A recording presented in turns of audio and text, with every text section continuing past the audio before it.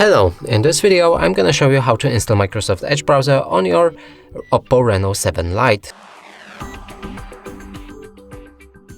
So in order to do this, we'll need to open our Google Play Store. From here, begin a search for an app and enter Microsoft Edge.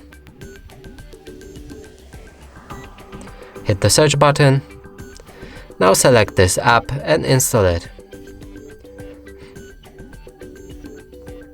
After installation process will be completed, we can open our app.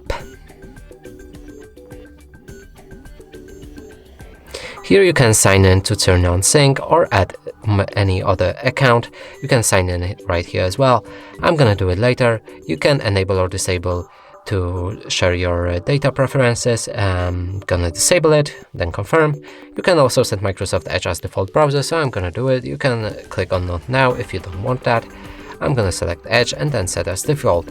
Now our browser is ready. Let's open any website, and as you can see, it works without any problem. And that's it for this video. Hope you like it. Please consider subscribing to our channel, leave a like and a comment below.